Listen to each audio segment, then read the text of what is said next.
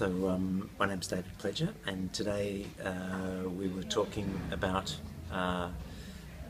number of things in relation to the reasons why artists are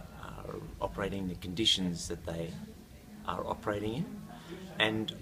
solutions for them to deal with those conditions. And the first one really talked about, I was talking about this notion of that artists need to value the work that they do before they can expect others to value that work. So there's the notion that they need to be able to kind of put forward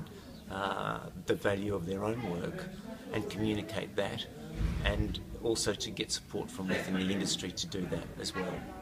The second part really was to do with this notion of thinking, and how what we should be doing is what we can do is to think about how our artistic practices can really operate outside of the arts, and so not just stay within the arts, but to make a trajectory, if you like, from the arts to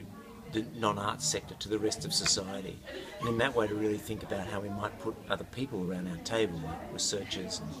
sociologists and scientists and business people, so that we don't get stuck into kind of arts ghetto mentality. And the third kind of step, if you like, in this plan, firstly is valuing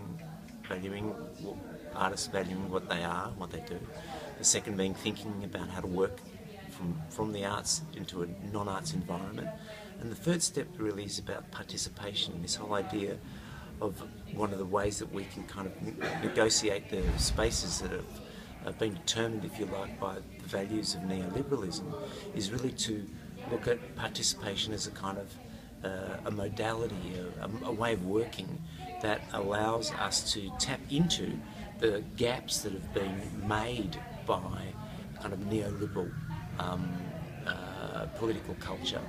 and that those gaps are really about the sort of the failure, the disconnect between civil society and political culture, and that in that disconnect there's space for artists to enter into. And the thing that citizens really feel like they've lost is this kind of sense of participating in society. And so the idea is that there's a place where artists can step in, and you can see it everywhere in terms of visual arts and contemporary performance, that participation as a kind of mode, as a way of making socially engaged art actually